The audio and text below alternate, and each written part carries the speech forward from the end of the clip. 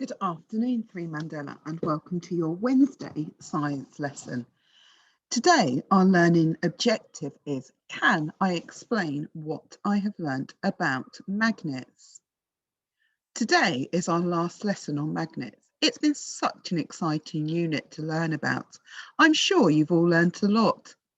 At the beginning of this term, we made a KWL grid where we spoke about what we already know and what we wanted to find out.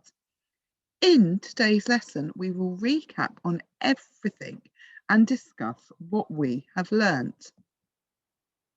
In week 1, we made a mind map where we were introduced to our key vocabulary. Do you remember what the words mean? Pause your video and say what the words mean. Magnets, poles, forces, attract, north, south, friction, repel. Let's find out what the words mean. Magnets are objects with magnetic fields that pull or push magnetic materials towards or away from it. Poles, one of two ends of a magnet where the magnetism is found.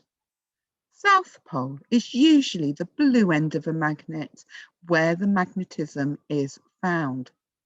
The North Pole is usually the red end of a magnet where the magnetism is found.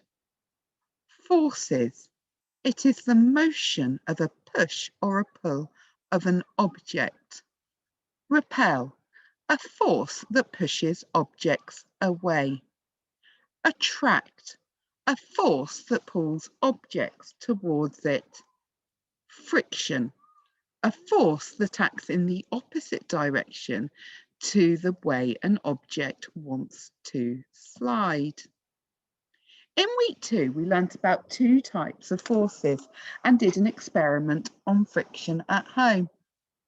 Do you remember what a friction is? Pause your video and think about your answer. Friction is a force that holds back the movement of an object. Friction acts in the opposite direction to the movement of the object. This week we were introduced to magnets. We found out that magnets have different shapes and learnt how magnets have 2 poles, the North Pole and the South Pole. We found out which poles attracted and repelled each other, and we learnt the names for the different types of magnets. We've had bar magnets, cylindrical magnets, U-shaped magnets, horseshoe magnets, circular magnets, and ring magnets. In week 4, we carried out our investigation and learnt about working scientifically. When we are working scientifically, it means we are using the processes of science. So questioning, experimenting, reasoning, looking for evidence and analysing data. We wrote our investigation, thinking about our aim, what we wanted to find out. We all wrote a prediction, so we thought about what might happen. Then we thought about the steps we would need to carry out our investigation when we wrote our method. We wrote a list of the resources or the equipment that we needed for our experiment, and we thought about what we could change in our investigation, so the variable, and we thought about making it a fair test, so making sure that something stays the same. You watched the investigation and recorded your results, so what you saw happening, and then you reached your own conclusion using what you had found out.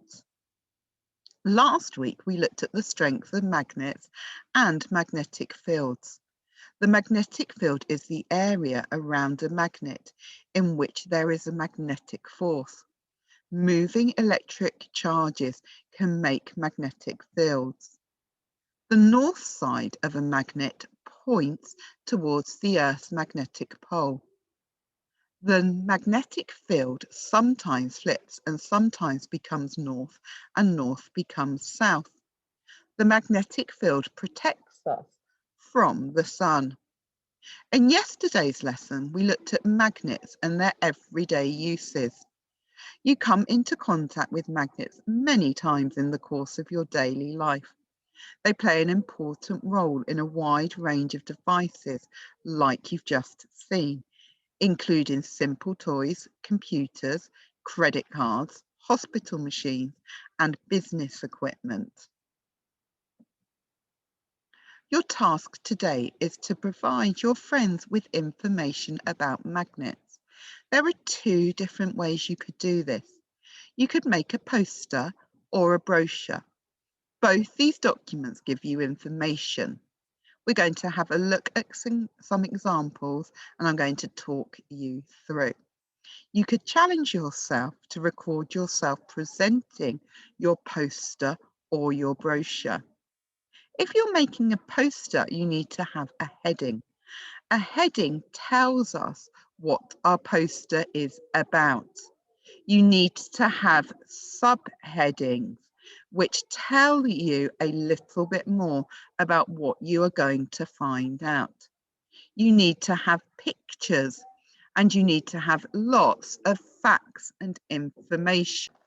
So you need to include lots of facts and information in your poster about magnets. If you're making a brochure, it's a little bit like a leaflet or a menu that you might get from a takeaway. You need to have pictures, you need to have facts of information, and you need to have headings and subheadings as well. I'm looking forward to seeing your posters and brochures on Tapestry.